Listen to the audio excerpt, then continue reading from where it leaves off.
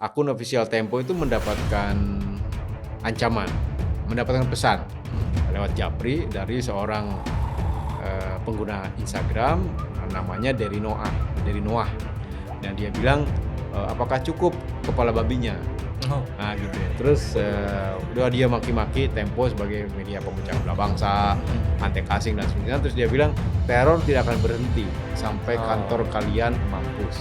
Tempo ini kan kawan kita sendiri yang paling berani, yang paling konsisten, paling kritis. Lain-lain ini kan dombleng-dombleng aja. Karena kita lihat dari sisi jenis kelaminnya media, Tempo ini yang menurut saya yang paling ideal.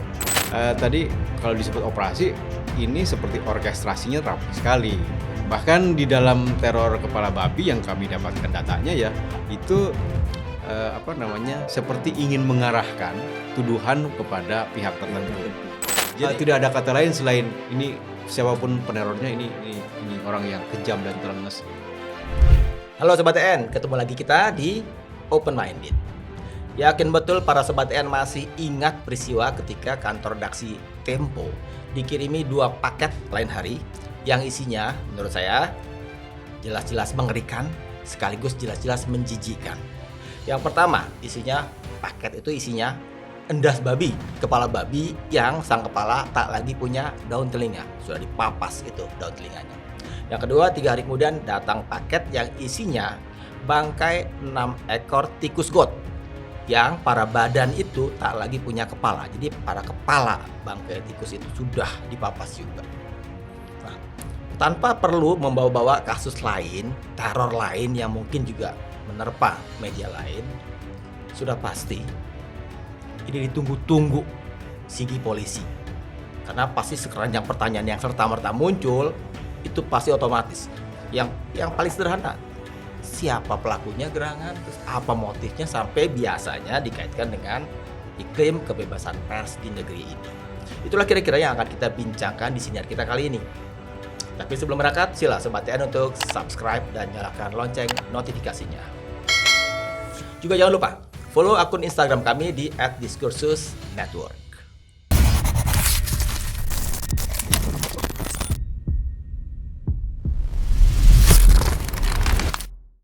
Sobat TN, sudah ada 2 orang narasumber yang membersamai saya di sini yang akan meramaikan diskusi kali ini.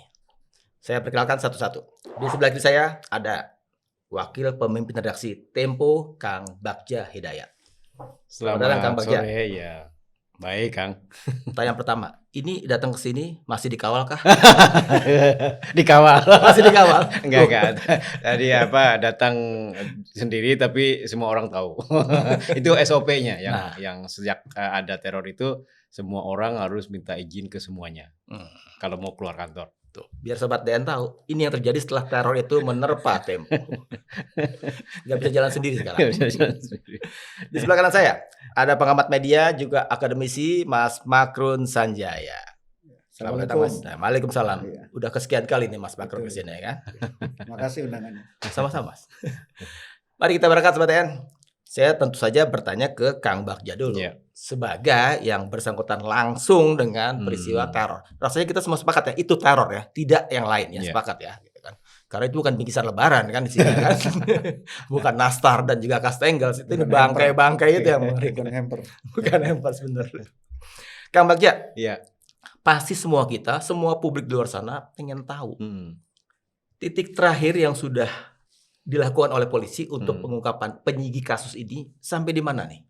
Ya terakhir juru bicara Mabes Polri kan sudah menyampaikan penjelasan ya bahwa mereka sudah memeriksa kurir Gojek yang mengirimkan paket kepala babi itu ke kantor Tempo. Tetapi pengirim sebenarnya para polisi itu kesulitan karena menurut mereka bahwa driver Gojek itu menerima paket tersebut dari driver Grab. Ya. Nah, itu jadi terputus tuh. Mereka terakhir belum memeriksa driver Grab karena yang didapatnya adalah driver Gojek gitu. Sehingga terputus siapa pengirimnya. Itu terakhir yang disampaikan polisi ya. Tetapi kan semestinya ini penyidikannya dengan kecanggihan polisi dan alat-alatnya, saya kira mereka seharusnya bisa dengan cepat mengungkap pertanyaan kita semua. Tadi Mas Iksan juga pertanyaan dua kan, siapa dan apa motifnya? Iya. Itu kan pertanyaan kita semua. Nah, sesungguhnya sih mestinya ini tidak selama ini gitu si Nah, polisi. udah hampir sebulan loh ya dari Udah tanggal hampir 19 kan kan? 20 Maret kan 19 dibukanya. Maret. Diterimanya 19. Sekarang udah tanggal 15 kan. 15 Hampir April. sebulan ya. Hampir sebulan kan. Masa sih? Ya. Kita kan nggak tahu di luar sana. Itu kan Ya. tadi yang dikatakan Kang Bagja itu yang secara formal ada di Formalnya. berita. Ya. Ada dong spill-spill lah itu kan. Ya tadi seperti saya bilang bahwa ini penyidikannya sebetulnya relatif mudah ya. Satu ada CCTV-nya. Kedua ada pakai kurir Gojek. Kurir Gojek itu kan polisi juga sudah memeriksa Gojeknya. Artinya perusahaan Gojek kan pasti punya record. Punya record, Grab juga pasti punya record, tinggal dicari pada jam sekian. Kan si pick up paket itu ada jamnya. Udah pasti terrecord kan ketika si drivernya swipe itu pada jam itu. Sehingga Grab-nya itu bisa juga mengecek di titik pertemuan dengan Gojek itu jam berapa, dicari siapa yang ada di sekitar lokasi pertemuan itu kan. Polisi juga udah tahu di mana lokasi pick up-nya. Sehingga dari situ akan tahulah itu siapa pengirim dari Grab-nya. Dari Grab-nya dia akan pick up dari mana. Dan dari pick up dari mana itu akan ketahuan siapa pengirimnya.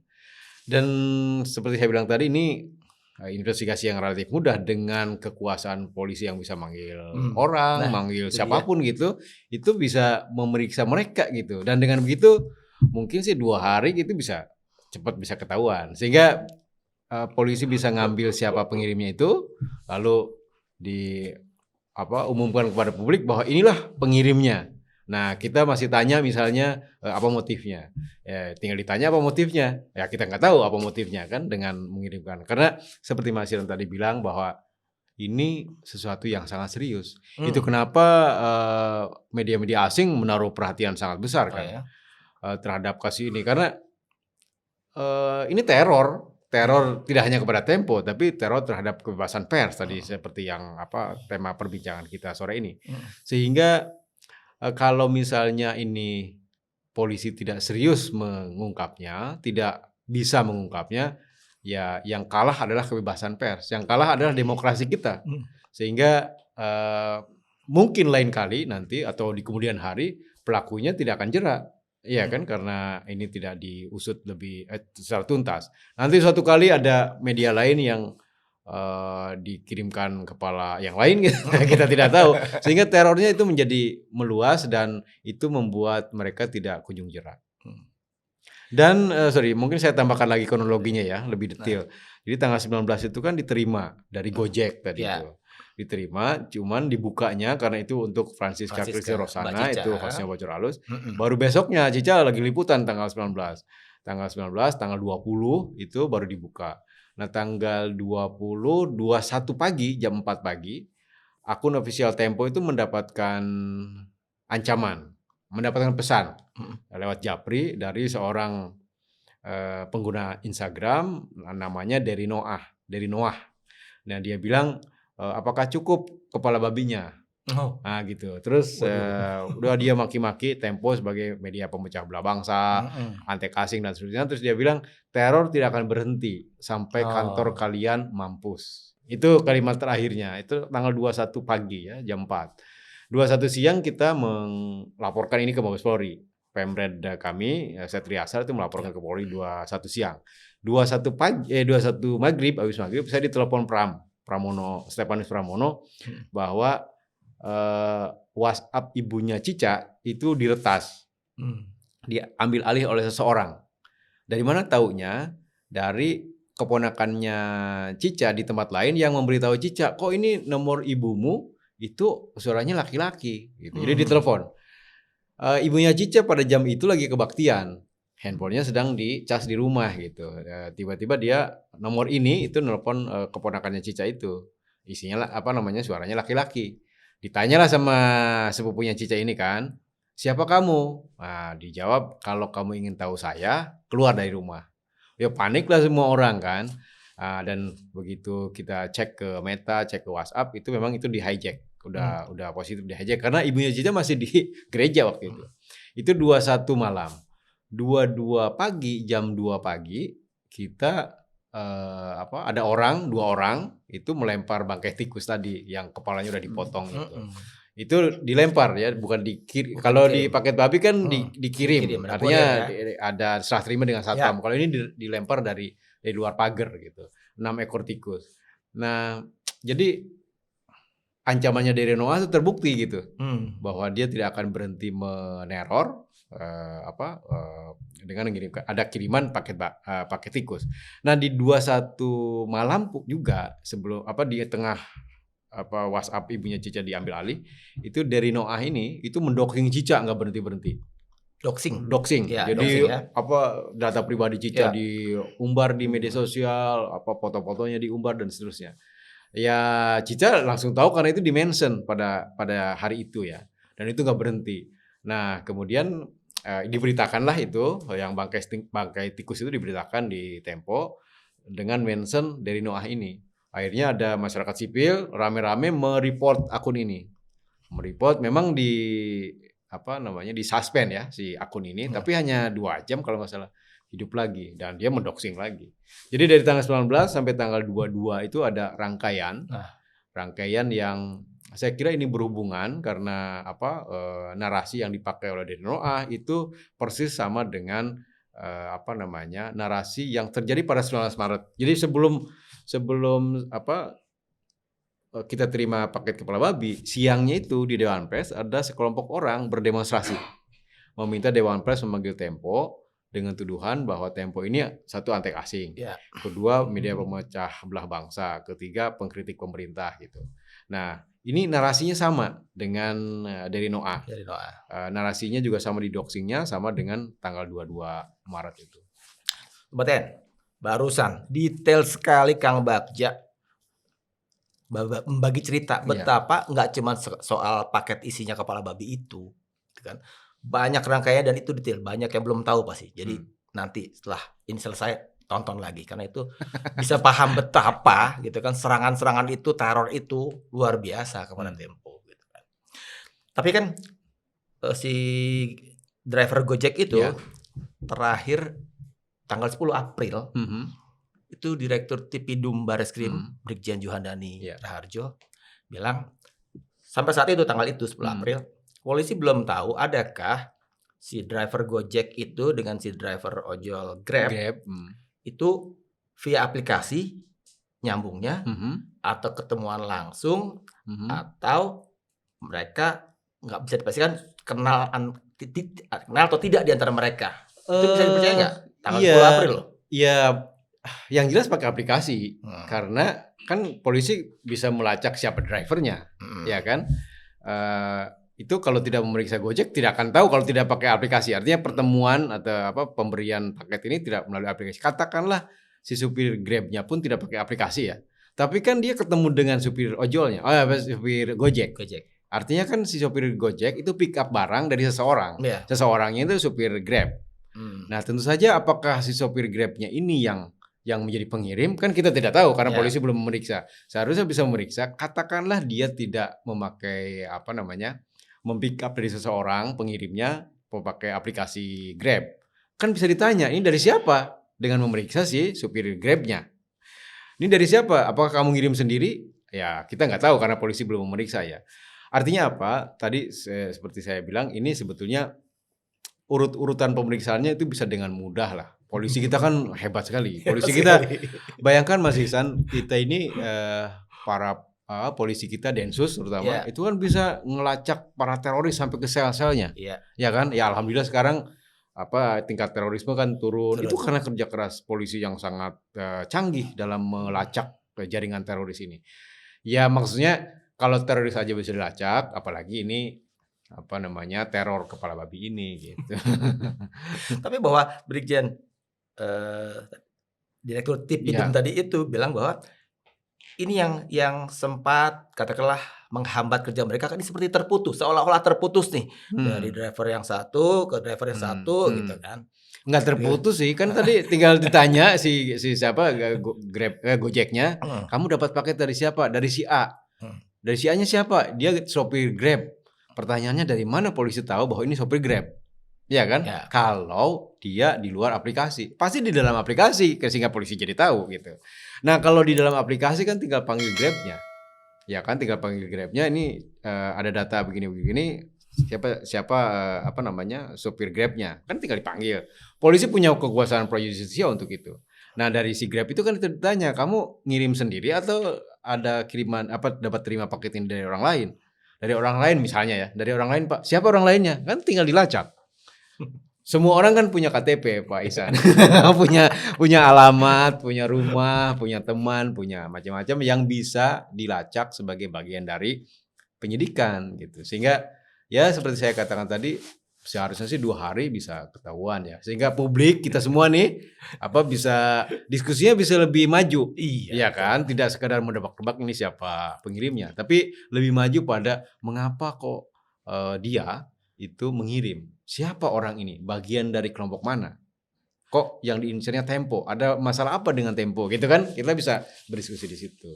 Tapi jangan-jangan karena Tempo yang bersangkutan langsung, Mhm. sebenarnya polisi udah kasih ke Tempo tapi belum dibuka nih ke kita nih. Ya kita juga sebagai bahan komparasi kita juga menelusuri ya. Kita dapat beberapa info, beberapa data yang kelihatan sih sama dengan apa yang didapatkan oleh polisi. Kita tahu di mana pick up barangnya, penelusurannya juga ada beberapa info yang kita dapatkan. Cuman memang info-info ini info-info yang masih bersifat bawah tanah lah gitu karena belum terkonfirmasi ya. Padahal sudah nunggu-nunggu nih, nanti bocor halus akan ini nih. Ya suatu saat Seru nih bocor bocor halus pasti akan ngangkat tema ini. Kita dapatkan informasi banyak sekali, ada yang bilang si A, ada yang bilang si B, ini buktinya gitu. Kita dapat informasi banyak sekali ya, tapi sekali lagi itu informasi yang secara jurnalistik harus kita buktikan. Kalau polisi udah bilang belum si A si B-nya ke Tempo. Kalau polisi belum. Ini informasi seliweran. Mas Bakrun, Ya. itu tadi berliku-liku tuh. Iya. Cara katakanlah gitu cara meneror Tempo. Nah, Pakai modus antar ojol-ojol segala macam yang mungkin juga baru kali pertama nih gitu. Gimana pembacaan Mas Makrun tentang itu tadi? Tepu-tepu liku-liku untuk meneror itu. Ya saya kira kejadian di dalam Tempo ini pertama dalam sejarah Republik ya di bidang media. Dan kejadian serupa pernah terjadi di Rusia, teror kepala babi. Oh ya? Ini meniru itu. hmm. Nah, dari sisi pers kalau kita melihat ya, ini ya saya seperti Kang Baja tadi bisa menduga-duga, tapi ini bahaya sekali. Pertama bahayanya adalah ini merupakan kejahatan yang sempurna ini menurut saya. Iya. Kejahatan demokrasi karena kebebasan pers itu lahir dari anak kandung demokrasi. Dan demokrasi ini kita perjuangkan bersama. Reformasi 98 itu kan berdarah-darah gitu. Iya. Kalau ini dibiarkan dan tidak diusut secara tuntas, menurut saya ini alarm lonceng kematian bagi kebebasan pers. Dan ini bukan hanya kalau kita bicara bukan hanya terhadap Tempo, keseluruhan. Dan ini kalau diceritakan Mas Bagja tadi, ini sudah tumpang tindih dengan yang namanya kejahatan umum, doxing itu. Ya. Bahaya sekali ini. Doxing ini modus yang menurut saya kalau nggak diusut tuntas seperti kejadian-kejadian sebelumnya, anak-anak teman-teman dari liputan6.com, kemudian detik.com waktu zaman pandemi, Iya. itu gone gitu saja. Dan kalau kita pakai logika yang sederhana, siapa sih yang punya kemampuan di bidang cyber begini? Hanya struktur-struktur tertentu, bukan orang seperti saya ecek-ecek begini. Pasti ini struktur besar. Dan ini sekali lagi kalau tidak diungkap secara tuntas, dibuka secara transparan, ini jadi ajang adu domba seperti yang dikatakan oleh presiden kita. Bahwa kemudian teror itu sebenarnya adu domba. Yeah. Adu domba siapa? Antara kekuatan demokrasi, salah satunya adalah pers, dengan institusi negara. Iya kan? Sekarang siapa yang punya motif terhadap Tempo? Tidak ada menurut saya. Taruhlah ini dibiayai oleh oligarki yang pernah dikritisi oleh Tempo. Tapi saya kira nggak sejauh ini. Dan ini rapi sekali. Ini betul-betul teroris. Teroris ya struktur lah. Kalau saya nggak ingin mengatakan ini negara, tetapi ya siapa lagi misalnya begitu ya, yang punya kemampuan, kekuatan, sumber daya dan lain-lain.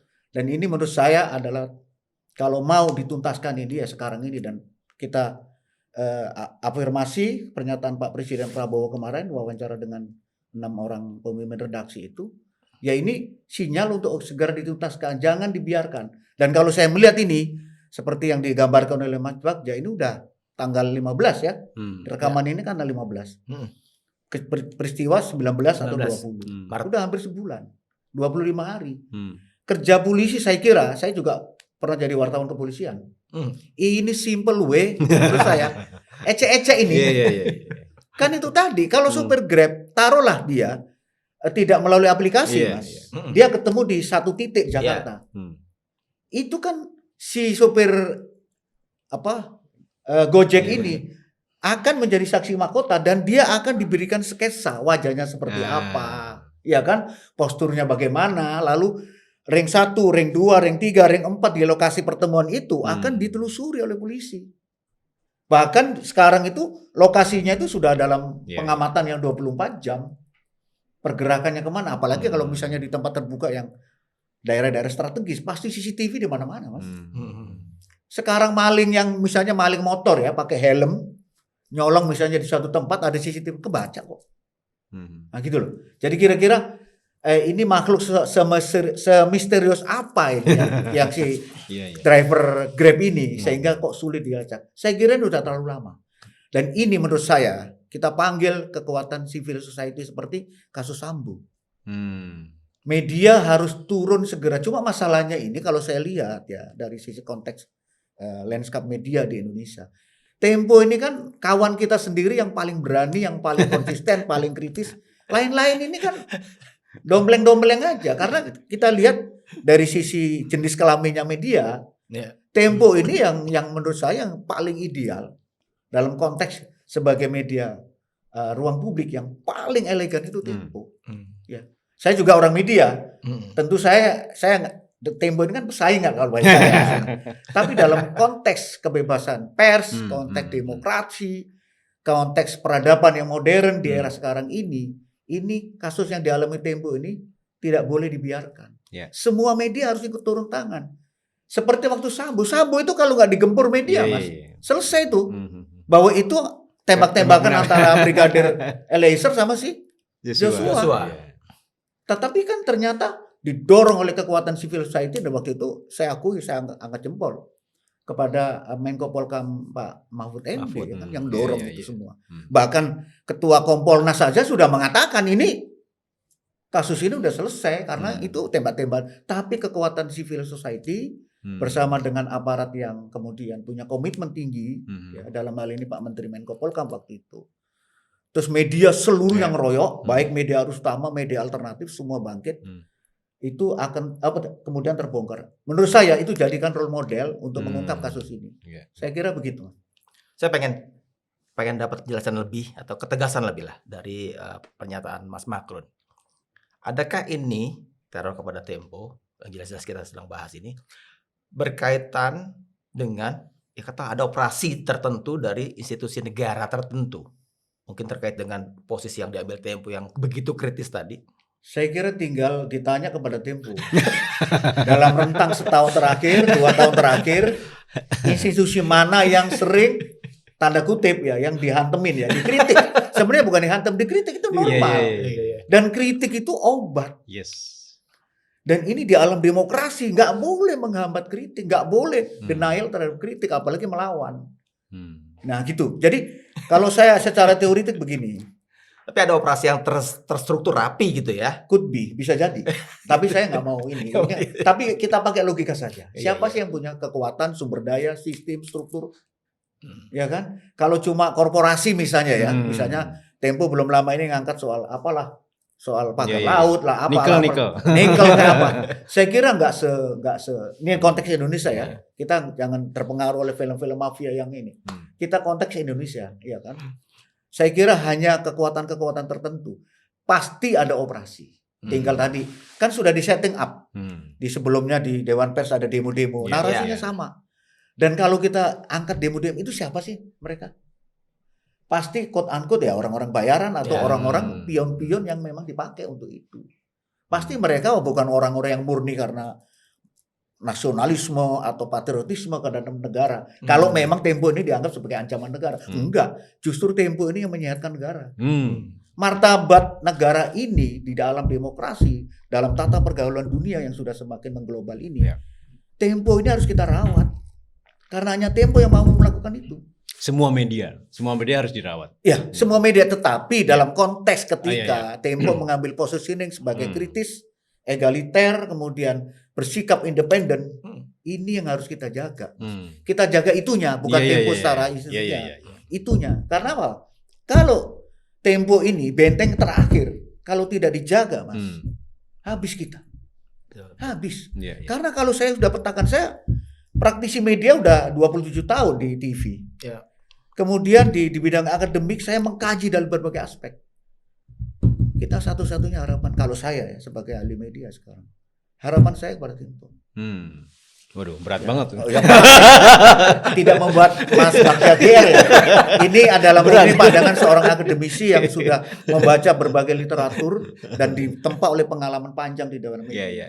Saya sudah mengalami di 4 perusahaan televisi dan 2 perusahaan media cetak. Saya paham betul ini permainan-permainan apa dan apa trik-triknya media ini, bagaimana mengkapitalisasi konten, kemudian juga mengambil posisi ya ketika menghadapi situasi-situasi politik yang terus tidak jelas ini. Saya kira itu. Jadi kalau ditanya apakah ada operasi tertentu, could be. Cuma saya nggak mau menuduh, kan saya nggak punya bukti apa-apa. Cuma ini pakai logika, pakai analisis yang kita bisa sampaikan. Ya, tapi itu kan kita bisa periksa peristiwa-peristiwa. Saya kira tidak perlu sampai harus tahun ya. Mas Iksan, Pak Makrun bisa cek aja tanggal 19 ada apa. Itu ada demo. Masyarakat sipil sedang berkonsolidasi menyambut hari besok. Apa yang terjadi hari besok? Pengesahan RUU TNI. Bayangkan kalau Cica itu masuk kantor tanggal 19 dan membuka paket itu, lalu 19 malam itu media ribut dengan teror kepala babi ini. Apa yang terjadi? Itu masyarakat sipil kocar-kacir pasti koordinasinya. Untuk isu RUU TNI. Jadi time frame-nya udah di-set. Nah kan? Itu saya duga kenapa dari Noah itu marah tanggal 21-nya. Marah karena Cica baru bukanya tanggal 20. Setelah rame-rame RUU TNI selesai gitu. Tapi kan ini bisa decoy juga. Maksud saya seperti Pak Presiden bilang, ini adu domba. Adu domba dengan siapa? Kan kalau kalau begitu time frame-nya, maka wah ini berarti pendukung RUU TNI yang mengirim teror sehingga untuk mengalihkan opini publik dari pengesahan RUU TNI. Tapi kan kita bisa juga menganalisis bahwa ini mungkin decoy-nya supaya kita semua menuduh pendukung RUU TNI yang melakukannya. Ya artinya sekali lagi saya setuju dengan Pak Makrun tadi, ini polisi harus bertindak segera sebelum tadi analisis liar ini menjadi menginvasi opini publik ya. Karena memang tadi kalau disebut rapi saya setuju sekali karena tanggal 19 demo tadi itu Tempo antek asing sampai hari ini kan masih ada video Tempo medianya George Soros dan seterusnya kan antek asing Tempo pemecah belah di media sosial ada gitu, rame bahkan, dan mungkin sebagian publik kita termakan oleh kampanye itu, propaganda itu, sehingga tadi kalau disebut operasi ini seperti orkestrasinya rapi sekali gitu. Bahkan di dalam teror kepala babi yang kami dapatkan datanya ya itu seperti ingin mengarahkan tuduhan kepada pihak tertentu. Jadi, tapi kan kita sebagai wartawan ini harus skeptik kan. Ini kok digiring. Jadi si peneror siapapun dia, saya menyimpulkan bahwa dia itu risetnya rapi, risetnya cukup. Bagaimana Tempo hubungannya dengan pemerintah, bagaimana Tempo hubungan dengan militer, bagaimana Tempo hubungan dengan polisi, bagaimana Tempo hubungan dengan politisi, itu dipetakan hasilnya kepala babi. Dan kepala babi yang dikerat kupingnya. Kan kalau saya tidak tahu ya, saya tanya ke teman dari Sumatera Utara, kan di kantor ada teman-teman dari suku Batak. Saya bilang, ini jangan-jangan penghormatan buat kita karena kepala babi kan. Kata dia, iya kalau lengkap organnya. Kepala babi itu kehormatan kalau dalam tradisi. Ini saya nggak tahu ya, ini penjelasan dari teman. Itu kalau lengkap organnya itu penghormatan, tapi ini dikerat. Ini artinya penghinaan, ini artinya peringatan. Karena telinganya dikerat berarti tidak mendengar. Apa sih yang tidak mendengar? Terkonfirmasi oleh pesannya Derry Noah tadi itu. itu. Dia bilang bahwa Tempo sih, kalian sih tidak pernah mau mendengar bahwa peringatan kami gitu. Peringatan kami itu karena tadi ada demo 19 dan seterusnya, itu tidak mau mendengar. Kalian bebal sehingga teror tidak akan berhenti sampai kantor kalian mampus. Artinya apa, Pak? Orang nulis ancaman begitu, lalu bikin akun media sosial, itu polisi kan tinggal ngambil aja. Iya. Maksudmu apa ini kok ngancam-ngancam Tempo begini?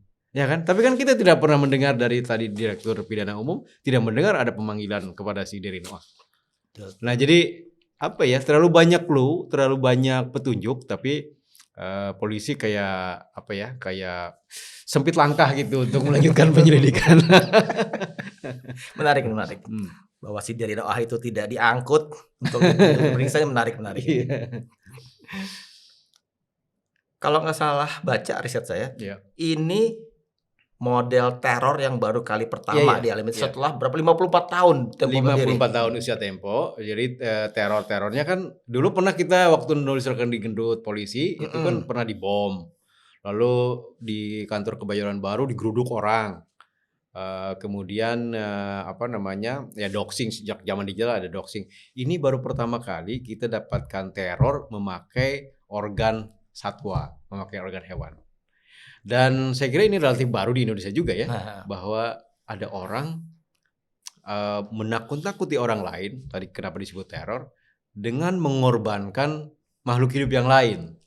Ini kan satu kejam, tadi saya setuju menjijikan, ini kejam, ini orang telenges pasti, karena untuk menakuti orang lain, dia membunuh makhluk hidup yang lain. Setidaknya kan ada 6 tikus got yang mati kan, padahal hak mereka hidup di dalam got kan. Ada babi yang dipenggal, yang tadinya pasti hidup kan tadinya, dipenggal untuk dikirim ke Tempo dan menakut-nakuti. Saya kira tidak ada kata lain selain ini siapapun penerornya ini orang yang kejam dan telenges gitu. Karena memakai hewan untuk menakut-nakuti orang lain. Tentu saja kami takut kan. Cica sekarang di rumah aman dan didampingi psikolog. Kita di Bocor Alus kita lihat wajahnya ceria, ketawa. Pak, saya sebagai orang dekatnya, saya ngerasain Cica itu down banget. Apalagi kan dia tidak bisa ketemu orang tuanya karena orang tuanya juga sekarang ada dalam pengawasan LPSK. Karena mendapatkan teror yang sama juga kan, sehingga Cica tidak bisa ketemu dengan orang tuanya. Itu menurut saya membuat orang siapapun dia, jangankan Cica, itu siapapun dia itu akan berada di dalam titik terendahnya gitu. Nah, bentuk-bentuk teror yang sebelumnya kan dia ada serangan digital, terus doxing, terus dengar-dengar juga intersepsi Pegasus. Oh iya, itu dulu saya sendiri yang ngalaminya tuh. Jadi boleh cerita lah ke Sobat DN ini biar terang ini. Ya, kita tidak tahu ya apakah itu Pegasus atau bukan. Tapi begini. Boleh disebut juga, diceritakan mungkin ke Sobat DN yang awam apa itu intersepsi Pegasus gitu. Jadi waktu tanggal 31 Oktober 2023 itu saya pengguna iPhone. Saya pengguna iPhone itu dapat peringatan notifikasi bahwa your iPhone may be targeting by state sponsorship attackers. Itu clear. State sponsorship attacker. Ini menarik nih. State sponsorship itu attacker. Subjeknya begitu tuh. Subjek ininya dan dia ada body suratnya panjang sekali. Terutama dia ngasih tahu bahwa ini bisa ditangkal dengan begini begitu gitu. Tapi waktu itu seingat saya lagi rapat ya. Jadi saya buka email itu nggak saya baca benar gitu, saya tutup lagi, lalu ya rapat lagi. Besoknya itu, tanggal 30 berarti tanggal 31. Besoknya tanggal 31 hari kedua itu dapat lagi email serupa yang isinya adalah bilang bahwa kamu belum melakukan apa yang kami sarankan untuk membendung set sponsorship attackers ini.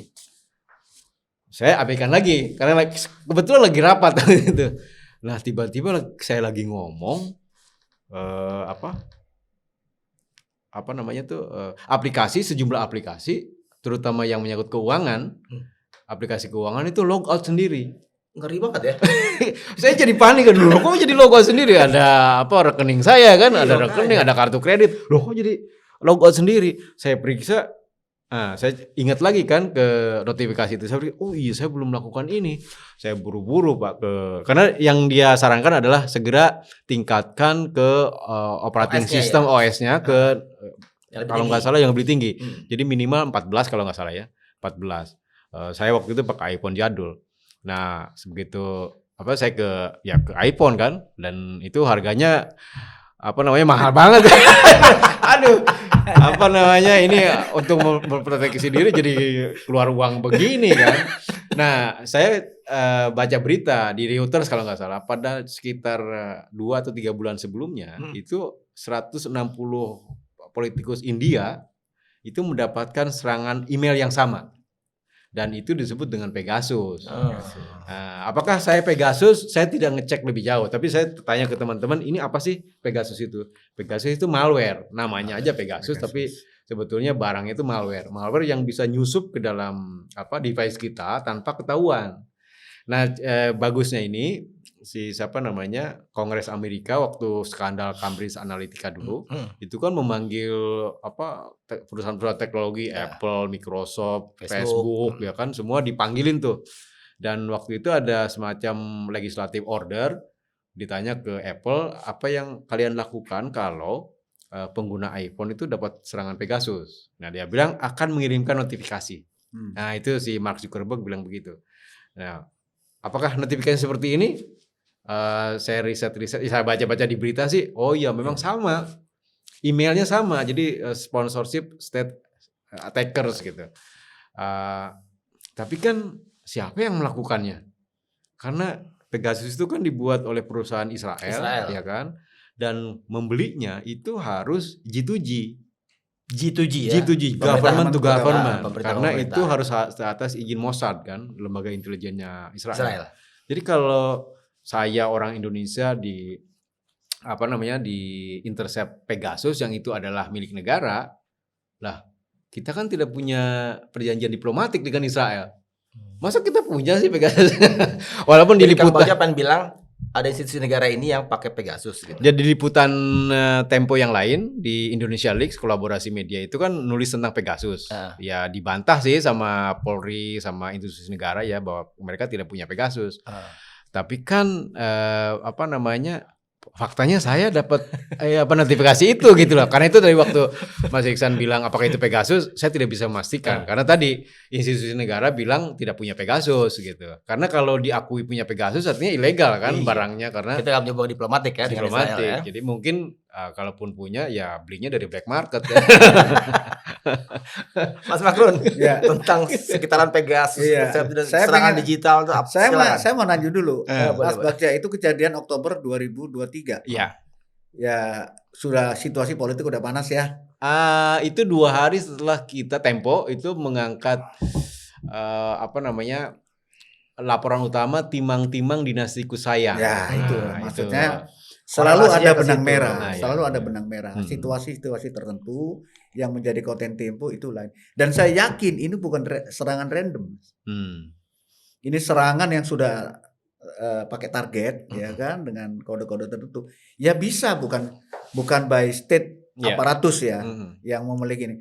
Tapi kan state aparatus bisa, taruhlah kalau state aparatus kita kan bisa menggunakan tangan ketiga. Iya. Ya ini kan soal digital, ini kan soal yang borderless yang bisa dilakukan ya infiltrasi dari mana-mana. Tapi saya kira itu pasti ada maksudnya, bukan sebagai kebetulan. Dan di era digital lagi, sekali lagi saya mengulang tadi, kalau soal melacak ya yang si pengancam yang melalui IG itu kan gampang banget, titik koordinatnya pun saat ini udah bisa diketahui. Kalau tahu pun di take down karena diminta di take down oleh pihak tertentu, itu tetap jejak digitalnya masih ada. Jadi di era yang sudah seperti sekarang ini, dunia ini sudah nggak ada lagi batas-batas, nggak ada lagi yang barrier-barrier untuk bisa memblokade sesuatu. Itu lagi simple way. Ini istilahnya kalau penyidik atau intelijen baru lulusan kemarin sore juga udah bisa melakukan. Kan ini sangat elementer sekali. Ya, jangankan aparat yang dilengkapi dengan sarana dan prasarana yang udah begitu canggih. Orang partikelir pun bisa. Iya, iya. Orang-orang tertentu yang punya kemampuan digital bisa, ya, digital Hmm. forensik, digital apa itu pasti bisa. Bahkan saya pernah baca buku ya digital crime itu di Amerika itu di bagian Alaska sana, ketika polisi itu sudah menggunakan alih-alih digital, orang sipil yang dipakai untuk Iya, menelusuri jejak-jejak digital dalam hal kejahatan. Hmm. Dan itu sangat gampang sekali. Sekali lagi, ini sudah teknologi sudah abad 21. Hmm. Kalau misalnya nggak ada penjelasan, kalau ini ya kita seperti dibodoh-bodohin. Dan ini bahayanya, ini kalau dibiarin, bangsa ini mau jadi apa? Ya. Ya. Pers ini kita harapkan sebagai pendorong demokrasi, pendorong pembangunan manusia menuju kemajuan di era modern. Ini pers, media. Kalau media ini sudah dibungkam dengan cara-cara seperti ini, saya nggak tahu lagi mau ngapain, mau terus berharap kepada siapa ini kalau gitu. Ini yang perlu kita jaga, kita waspadai bersama. Dan sekali lagi kalau saya ini mendorong sekali lagi ini di era seperti sekarang ini, tolong jangan melakukan pertama tindakan-tindakan seperti itu yang betul-betul itu menistakan manusia. Orang yang paling rendah derajatnya adalah pelaku-pelaku itu. Yang kedua, dalam rangka kita terus mengembangkan dalam tata pergaulan dunia, ini kan memalukan kalau sampai tidak segera diungkap, memalukan sekali. Ya, jadi ini sekali lagi pesan yang perlu kita bangun adalah yuk kita bersama-sama, dan kalau memang keadaannya seperti ini, seperti terjadi stagnasi dari sisi penyelidikan polisi, ya kekuatan sipil harus bergerak ini, ya bersama dengan pemerintah yang kita harapkan Pak Presiden Prabowo ini concern betul untuk menjaga ini. Bukan menjaga temponya Hansik ya, kita menjaga alam demokrasinya, kebebasan pers. Gitu. Ini pertanyaan dasar saya Kak, setelah sampai ke titik tadi Mas Makrun bicara. Mas Makrun yakin nggak ini akan diumumkan terang-terangan, terang benderang pelakunya? Dasarnya saya juga wartawan asalnya. Jadi itu ada semacam skeptisisme. ya. Tapi ini kalau misalnya muncul seperti Pak Mahfud MD zaman itu, ini bisa terungkap. Coba sekarang kita lihat siapa lagi yang mengganti Pak Mahfud MD atau orang-orang tokoh-tokoh yang dulu sebelum di pemerintahan itu kritis misalnya. Saya kira belum ketemu. Jadi agak pesimis juga saya. Cuma kalau ini pesimis saya pelihara, kemudian saya juga sedih. Gitu loh. Rasanya kok saya bukan penganut aliran yang setuju 100% dengan Indonesia gelap. Tapi kalau ini nggak dituntaskan, gelap bener ini. Ini ada bener, gelap bener nih. Hukum kita, demokrasi kita. Saya kira itu. Ini mungkin bagi kekuatan besar tertentu ini dianggap masalah sepele, tapi bagi saya tidak. Betul. Ini amat sangat serius. Karena yang diserang itu memang kebebasan persnya, Mas. Jadi setelah teror kepala babi, ada tikus. Ini kami sampai detik ini, tadi saya berangkat dari kantor ke sini, itu masih serangan masih berlangsung. diserang pakai DDoS. DDoS itu situs yang diserang jadinya. Web Temponya yang diserang. Ya katanya ini kan meningkat setelah. Jadi sebetulnya ketika tanggal 20 itu kita juga DDoS, Pak. Itu kenapa beritanya telat naik. Jadi dibanding media sosial. Jadi media sosial udah ada fotonya, udah rame. Kok nggak ada beritanya? Sebetulnya sebelum masuk ke media sosial, kita nyebarin foto kepala babi itu, sebetulnya udah diupload tuh, tapi nggak naik, nggak muncul di webnya, karena rupanya DDoS pada jam itu, sehingga itu down trafficnya. Kalau si beritanya tuh dari CMS tuh nggak tayang-tayang. Itu saya sampai nanya, ini kok kenapa nggak tayang-tayang? Padahal udah saya approve kan beritanya. Oh rupanya anak teknologi ngasih tahu bahwa ini ada serangan DOS. Nah serangan DOS, tapi itu tidak terlalu masif. Masifnya itu setelah 6 April kemarin, setelah kita tayang edisi judi online. Wah itu luar biasa. Kita rilis berita judul itu tanggal 6 jam 8.30. Itu mulai diserang tuh jam 1. Selama 2 jam itu ratusan juta request akses ke Tempo. Itu banyak sekali. Akibatnya apa? Akibatnya pembaca seperti Mas Iksan, Pak Makrun yang masuk kita nggak bisa kan DDoS itu kayak jalan tol yang tadinya cuma isinya 2 mobil, 3 mobil, tiba-tiba dibanjiri oleh banyak mobil dari sampai pintu antri. masuk. Dari mulai pintu masuk, dari pintu tolnya. Akibatnya kita yang mau masuk pintu tol harus ngantri kan, terhambat. bentuknya apa? Error situsnya, kemudian yang pelanggan itu log out tiba-tiba sendirinya gitu. Jadi, nah, mengapa ini serangan ini perlu dinotis? Karena tadi hak informasi masyarakat menjadi terkendala Ya, karena webnya down gitu, gara-gara diserang oleh DDoS ini. Nah, jadi saya kira ini rangkaian yang tidak bisa kita abaikan ya, dari mulai 20 selama sebulan inilah sampai ke serangan DDoS terakhir ini. Saya kira mungkin ini ada mengkaitnya, karena kok yang diserang Tempo aja gitu loh. Kenapa nggak media yang lain gitu kan, sehingga yang membuat betul tadi ditarget. Tapi apa targetnya? Kenapa Tempo gitu? Ya itulah teror. Nah, karena tidak ada alasannya kan. Iya. Betul. Nggak perlu ada penjelasan. Nggak perlu ada alasan. Tinggal analisis ini mau baca situasinya seperti apa. Ini sebelum pindah lagi nih, mumpung masih sekitaran Mbak Cica nih, Mbak Francisca Kristi Rosana ya, Mbak Cica. Kan kalau ngelihat katakanlah historinya Tempo di teror, itu saya mendapati setidaknya 3 kali Mbak Cica itu secara personal ya disebutnya. Ya di kepala babi itu, di endas babi itu kan kepadanya Mbak Cica kan penerimanya. Terus doxing juga Mbak Cica. Terus rumah Mbak Cica yang di Jogja katanya dipantau orang-orang yang nggak jelas yang bikin ketakutan orang tuanya, gitu kan. Terus juga orang tuanya dapat ancaman pembunuhan. Kan. Ini Mbak Cica. Jadi yakin bahwa itu bukan ditujukan memang personally secara individual ke Mbak Cica, tapi ke medianya nih. Ya kan itu sasarannya bocor halus ya. Karena 6 tikus itu adalah jumlah host bocor halus. Ya. Kan ada Cica. Ini bukan kota gato ya Mas Krone. Iya, kan dia riset paling tidak kan. Dia memetakan yang ngirim tikus itu.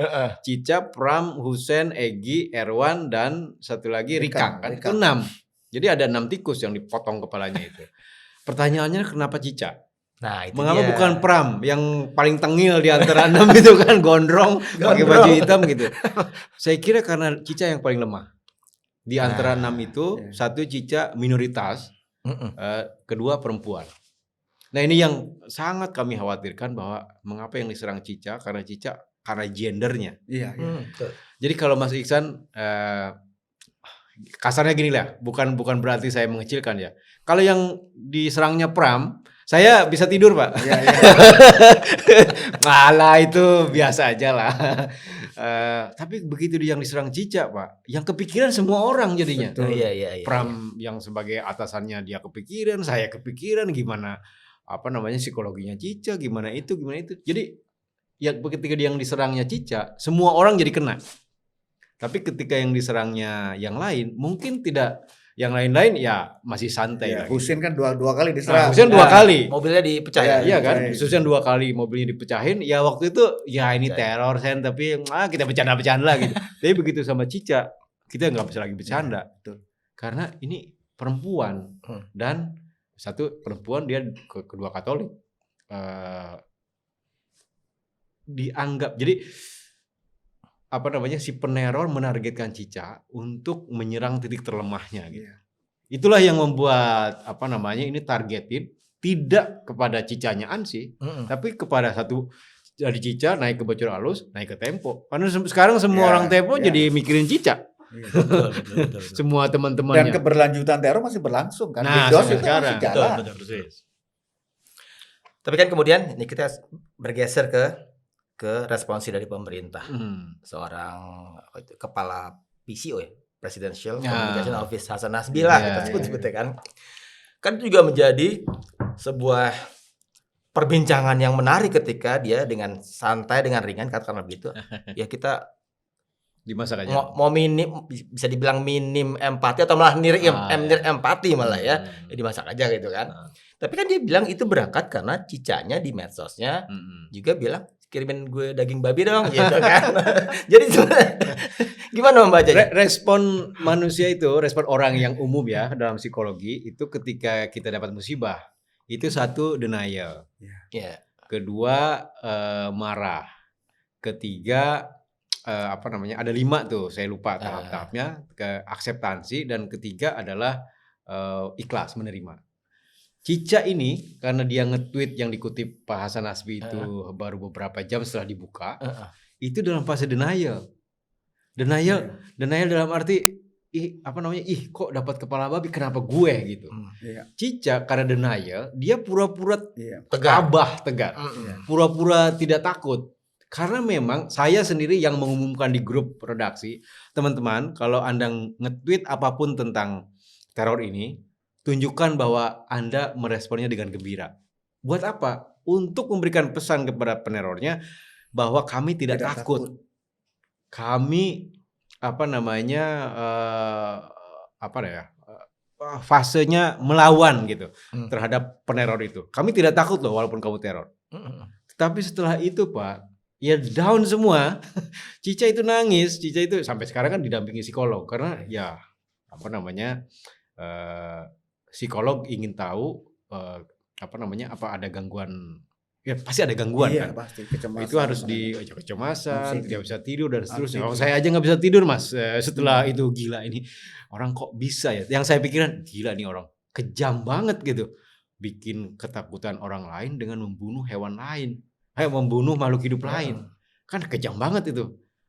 Secara etik itu bermasalah, secara karena keji banget kan seperti Mas Ihsan tadi. Jadi fase yang dikutip Hasan Nasbi itu denial. Tapi sebetulnya kalaupun Cica responnya begitu sebagai PCO, sebagai wajah presiden, ya tidak elok menanggapinya seperti itu. Hasan Nasbinya ya. Hasan Nasbinya karena apapun Pak Hasan Nasbi kan berkomentar begitu 2 hari atau kapan ya, setelah lama gitu. Artinya ada 24 jam setelah itu. Artinya kan sudah bisa mencerna ini apa sih yang terjadi dan semua orang bilang ini teror. Artinya dengan berkomentar di masak aja itu satu tidak wise. Kemudian kalau dia bilang ini kan cara saya untuk menunjukkan kepada peneror juga bahwa luka kecil gitu. Tapi itu tidak tepat waktunya. Apapun alasannya, mau bercanda, mau ngejokes, mau apapun, ini problem serius. Sehingga seharusnya sebagai wajah dari negara ini, pemimpin bangsa ini, Pak Hasan Nasbi lebih wise. Ya setidaknya kami turut kami turut prihatin, semoga polisi segera bisa. Walaupun pura-pura. Ya walaupun pura-pura. Ya namanya juga politikus kan. Mas Makhrun, kalau saya kan dia seperti Hasan Nasbi seperti kayak buang badan. Itu mungkin Tempo punya musuh sendiri udah dengan pihak siapa yang kita nggak tahu. Jadi ya kalau saya ada 2 aspek menyangkut si PCO ini, kepala PCO. Yang pertama, sangat boleh jadi salah orang memang menempatkan dia di situ. Yang kedua, kalau memang dianggap tepat waktu mulai Presiden Pak Jokowi kemudian dilanjutkan oleh Pak Prabowo, kalau taupun dia dianggap orang yang tepat, berarti dia tidak kompeten sebenarnya. Dalam etika komunikasi ada 3 aspek, Mas. Apa itu? Pertama adalah etos. Etos itu menyangkut patut, tidak patut, moral, akhlak lah, kira-kira gitu. Sehingga seorang komunikator, kan dia jabatannya kepala komunikasi kantor presidenan. Seorang komunikator sebelum bicara dia harus mempertimbangkan dulu. Layak enggak ya kalau saya ngomong begini? Kepada siapa saya harus bicara? Ya. Yang kedua adalah logos, pengetahuan, keterampilan. Seorang komunikator harus tahu proporsi, timing, dari sisi waktu tadi, mungkin ini salah waktu apa salah tempat ya saya kalau ngomong. Sebelum saya bicara tentu dipikirkan. Yang ketiga nih yang paling mendasar, yaitu patos namanya. Apa? Emosi kita, simpati, empati. Dengan kata-kata itu sama sekali dia tidak punya simpati, apalagi empati. Jadi ini saya terang-terangan aja. Saya terang-terangan aja dalam hal ini. Karena kalau saya tidak menyampaikan ini secara keilmuan, saya juga salah. Saya nilai yang bersangkutan salah orang menempatkan dia di posisi itu. Yang kedua, kalau taupun pimpinan yang menempatkan dia itu menganggap dia orang yang tepat, bukan yang salah, berarti dia, ya bahasa saya kalau saya konten, perlu di retreat itu 3 hari 3 malam, di mana kemudian dikasih pemahaman tentang komunikasi yang baik. Memang ujung-ujungnya begini, Mas Ihsan. Ya, Mas. Di Indonesia ini celakanya komunikasi itu, kemampuan komunikasi yang namanya communicative act, ya tindakan komunikatif yang seperti diajarkan oleh Jurgen Habermas. Itu rata-rata pejabat kita itu menganggap komunikasi itu nomor dibuncit sono belakang. Kalau antrian paling belakang. Hmm. Nggak perlu deh lu cakap komunikasi, padahal itu penting, mendasar. Siapapun itu. Hmm. Coba kita lihat blunder-blunder atau blunder-blunder yang dibilang Om Pram, banyak sekali. Ya. Yang nggak perlu ngomong, dia ngomong tiba-tiba, ya kan? Yang kemarin lah. Sekarang rame dibicarain. Para menteri kabinetnya sekarang sowan kepada Pak Jokowi. Iya. Nggak usah ngomong lah, dia juga masih bosku. Nggak usah itu dikatakan. Harusnya dipikir sebelum ngomong. Ingat loh ya, pejabat tinggi loh ya. Iya. Pejabat tinggi negara itu seluruh mata kamera itu menyorot. Dan ingat, sekarang ini nggak ada yang lolos dari kamera, siapapun dia. Makanya kan yang namanya viral, no viral no justice itu jangan berlaku. Karena memang di media sosial misalnya ada yang namanya media sosial itu archiveable, jejak digital itu muncul. Kalau zaman dulu, zaman saya masih jadi wartawan kita di lapangan, nggak ada yang begini-begini. Ya, hanya ketika ditulis dalam sejarah orang akan muncul di dalam buku-buku. Tapi sekarang nggak perlu ditulis oleh sejarawan. Masyarakat netizen udah bisa mencatat sendiri, dan ini kemudian yang kata-kata kepala komunikasi, kantor komunikasi itu kan kemudian jadi viral. Dan itu yang kemudian dikomentari oleh Pak Presiden. Dia mungkin menyesali ya saat ini. Saya kira Pak Presiden juga jelas ya, apa kata-katanya kemarin? Teledor. Seorang komunikator nggak boleh, itu harus itu nomor satu, nggak boleh teledor. Bila perlu setiap waktu dia itu menyiapkan pointers. Oh iya, ada kasus ini nih. Pasti wartawan ketemu saya, pasti saya ditanya. Saya harus jawab apa? Itu sudah nggak bisa. Baik spontan kayak stand up comedy, nggak boleh.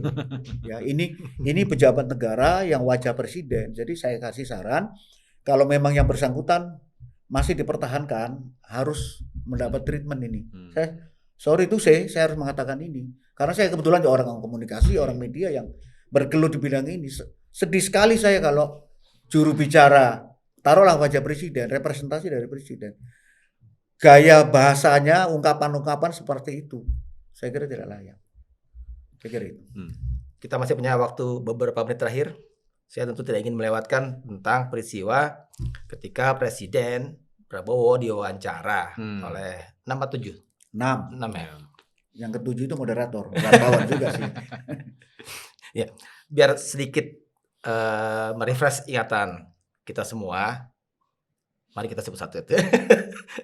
Ada Kompas, ada TV One, ada SCTV Indosiar satu itu ya. Detikcom, ada Detikcom, ada IDN Times dan Narasi. Ya. Kan? Pertanyaannya spontan, banyak orang saya wakili nih. Kenapa nggak ada Tempo ya di sini? Tolong dijawab dulu Kang Bagja. Ya Pak Presiden kan bilang mau ada sesi kedua ya. Ya apa namanya? Tapi kan sejak Pak Prabowo ini menjalankan presiden, kita udah berkali-kali meminta waktu khusus untuk wawancara. Sejak sebelum jadi presiden, bahkan setelah jadi presiden, ketika kita mau bikin edisi khusus 100 hari, kita mengajukan, tapi tidak pernah direspon. Jadi kemungkinannya yang undangan pertama juga kami kan tidak diundang. Yang ini juga karena ini lebih spesifik lagi, ya tidak diundang. Tidak masalah, itu kan undangan soal haknya Pak Presiden ya.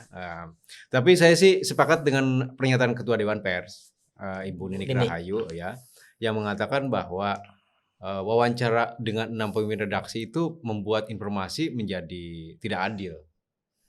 Di Indonesia kan ada berapa ribu media sih? Iya kan? Mengapa yang dipilih 6 itu? Eksklusif jadinya eksklusif jadinya. Sehingga padahal Pak Prabowo adalah presiden, pemimpin semua penduduk Indonesia, semua rakyat Indonesia. Sehingga seharusnya informasi itu menjadi kewajiban yang melekat kepada presiden sebagai hak publik Indonesia mendapatkannya.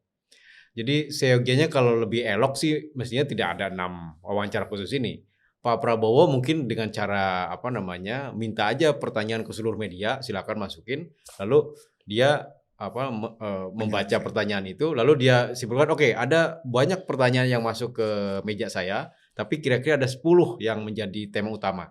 Saya akan respon satu-satu. Nah, ditunjukkan ke semua media, tidak ke 6 ini. Dengan begitu maka hak informasi rakyat Indonesia menjadi terpenuhi. Kewajiban beliau sebagai pejabat publik juga jadi terpenuhi. Jadi antara hak mendapat informasi dan kewajiban memberikan informasi itu tidak dideliver hanya kepada 6 media ini. Sehingga dengan begitu kewajiban pejabat publik dan kewajiban kita sebagai publik mendapatkan penjelasan yang clear, yang jelas, yang komprehensif dari seorang pejabat publik itu kita dapatkan gitu. Kan dari situ juga kita bisa lihat 3,5 jam ya sebetulnya kan banyak hal yang masih ingin kita tanyakan. Misalnya tadi soal teror kepala babi. Beliau bilang ini upaya adu domba. Tidak dikejar oleh 6 ini. Siapa dombanya, siapa yang mengadunya kan? Karena dengan segala perangkat negara yang beliau punya, mestinya intelijen sudah memberikan laporan kepada presiden. Apa yang terjadi dengan teror kepala babi, siapa pelakunya, presiden pasti sudah mendapatkan laporannya 2 hari atau 1 hari, bahkan 1 jam setelah kejadian itu diberitakan gitu. Kang Bagja menduga bahwa katakanlah para pemret yang hadir di situ nggak berani nanya itu langsung ke presiden, bagaimana? Iya mungkin ya, namanya juga dalam waktu yang sempit dikasih durasi waktu yang sempit, pasti kan mereka juga punya punya misi masing-masing dengan pertanyaan masing-masing ya kan, sehingga mungkin terlupa ketika memfollow up berbagai pertanyaan yang penting sesungguhnya. Iya betul. Dan harus dijawab oleh presiden. Nah, dengan jawaban-jawaban ngambang gitu membuat hak informasi masyarakat Indonesia itu menjadi tercederai. Tadi itu. Sehingga kalau mestinya kan jumpa pers aja keseluruhan gitu. Pak Prabowo, sekarang saya membuka sesi, siapapun yang bertanya silakan, saya akan jawab sejelas mungkin gitu. Mestinya. Atau ada dugaan, adakah presiden punya preferensi tertentu untuk mengundang media-media tertentu aja gitu yang ya itu yang tidak boleh kan. Kan pejabat publik Bapak Prabowo ini, beliau mendapat fasilitas dari pajak semua orang Indonesia, tidak sekadar pembaca dari 6 media ini. Sehingga mestinya sih tidak hanya mengundang 6 ini. Karena itu Ibu Ketua Dewan Pers kan menafsirkan bahwa mengundang 6 media ini sebagai pembatasan informasi. Menurut saya itu ada benarnya. Jadi karena kan mereka jadi ketika kita jadi harus menunggu 3 jam ini ditayangkan di masing-masing 6 media ini kan. Ya itu jadi pembatasan informasinya di situ. Mestinya sebagai pejabat publik ya tidak seperti itu ya. harus lebih inklusif harusnya ya. Inklusif karena tadi ada hak penduduk masyarakat Indonesia secara keseluruhan, para pembayar pajak ini, untuk mendapatkan penjelasan dari banyak masalah selama beliau 5 bulan jadi presiden. Tarif impor, kemudian perang dagang, kemudian pemangkasan anggaran, makan bergizi gratis, teror kepada media, kebebasan, banyak sekali. Yang apa sih responnya Pak Presiden ini?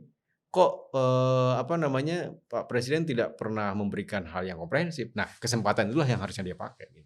Mas Makrun tentang saya kira saya pertama apresiasi dulu sebenarnya ke presiden dengan cara komunikasi seperti ini, hal yang bagus, hal yang baru, dan ini belum pernah dilakukan oleh presiden manapun. Kita ingat zaman Pak Harto ketika kunjungan ke luar negeri kan di pesawat gitu ya. Pesawat itu pun memang terbatas juga Mas.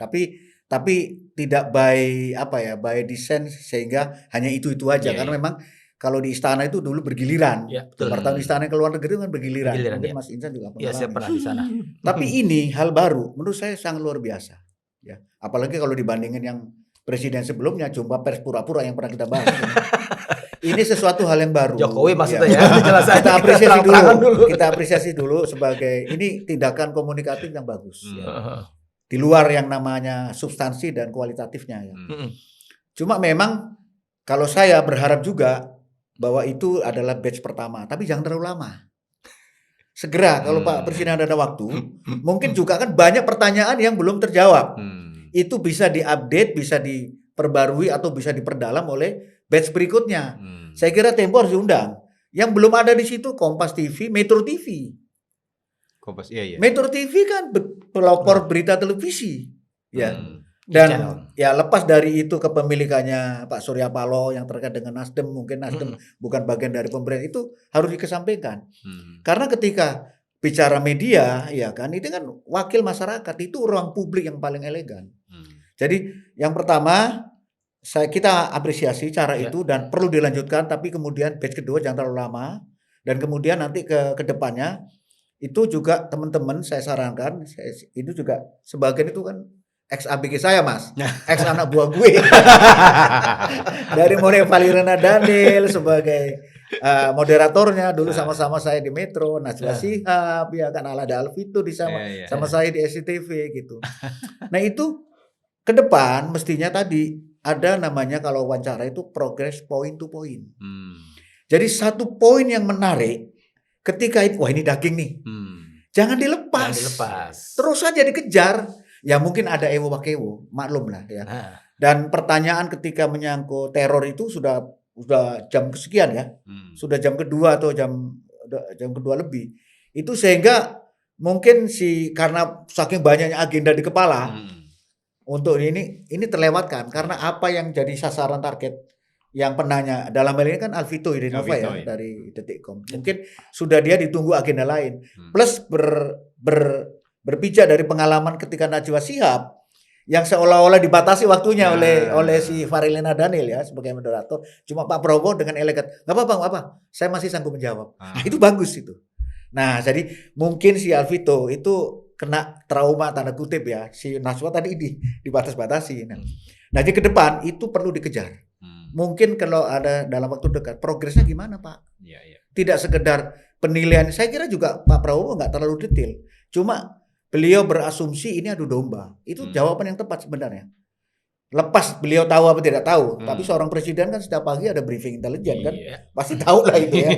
Nah itu mestinya nanti tugasnya wartawan, jurnalis yang mengejar itu, memperdalam itu. Jadi saya juga berasumsi kemarin itu seluruh hasil wawancara itu tidak ada yang terlalu luar biasa secara substantif. Ya, kualitatifnya biasa-biasa saja. Sayang sungguh disayang. Kesempatan emas itu tidak bisa maksimal. Buktinya tidak terlalu viral banget, ya. Tidak terlalu viral. Ya saya lihat hanya ya orang bahas, udah, publik udah gitu. Malah saya nonton baru jam ketiga, kan 3 jam lebih. Saya nonton itu baru jam ketiga udah waktunya udah lewat. Karena itu yang lebih tepat kalau mau wawancara one on one. Ya kan itu penggaliannya akan lebih dalam banget. Dalam. Baiklah. Udah 1 jam nih kita ngobrol nih. Kalau diterusin sih masih panjang. Ini kode-kode udah nyampe banget nih. Masih banyak ini bahan. Jadi terpaksa nih kita akhiri obrol-obrol enak ini, obrol asik ini kan. Saya berharap sini bocornya bocor besar nih, bukan bocor halus lagi. Paling tidak saya harus berterima kasih karena Mas Makrun sudah mau berbagi perspektif. Kang Bagja juga sudah berbagi perspektif kan, dan dibalik itu yang mungkin Sobat TN belum tahu kan ada yang tadi detail-detail itu. Jadi ya terima kasih. Mungkin lain waktu kalau emang ada perkembangan yang menarik kita mainkan lagi ini. Sobat TN, kenapa kami Diskursus.net memainkan isu ini? Karena ini penting betul gitu. Bahwa yang kita perjuangkan itu kebebasan pers dan ujung juga demokrasi dari teror-teroran macam ini terhadap media. Itu yang penting.